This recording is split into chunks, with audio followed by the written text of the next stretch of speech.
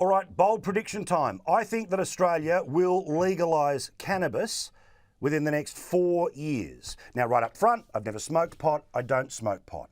I understand what some of the consequences can be of a drugged up and dumbed down society, but I'll tell you why it's going to happen.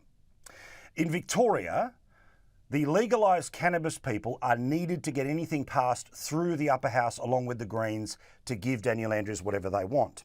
Now, the expectation is that they'll go along with almost anything, maybe even another lockdown, as long as they get closer to their goal. And the fact that Victoria was one of the first states in the country to legalise euthanasia means they're willing to take a big step first. So don't be surprised if it's Victoria, and there's lots of complicated issues about what can and can't be legalised from a state and federal level, but I'll keep it nice and simple, that Victoria will be the first of the states to legalise or near legalise cannabis within the next 4 years. Which is why the Greens, who have long been on this issue, are starting to say that there is a money benefit for it to be happening right across the whole country.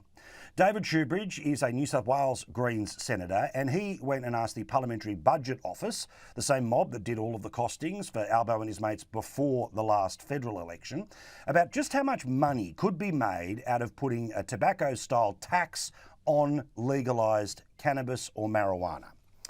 Well, the numbers are massive. Remember, this would be a voluntary tax, but over the next 10 years, if it was just 15% on top of the sale, whatever the heck that price would end up being, it could be $28.2 billion. If you bump the tax up to 25%, which is still below the amount that they tax tobacco, it could be $36.6 billion over the next 10 years.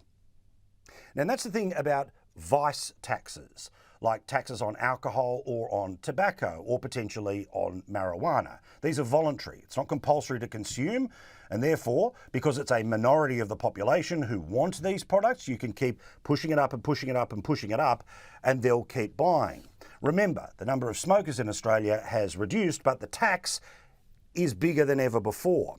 Tobacco taxes over the next 10 years, based off the current annual number in the budget, would be $124 billion. So see, my prediction doesn't seem that crazy after all, does it? A voluntary tax that could produce tens of billions of dollars, with a super lefty state like Victoria leading the way. Mark my words, I think this happens in the next 4 years or so.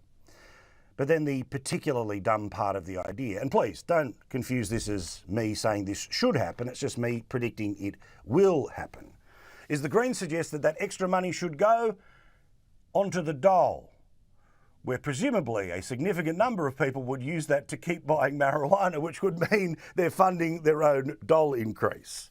That's the Greens. Even if it's a sort of maybe okay idea, they find a way to make it crazy.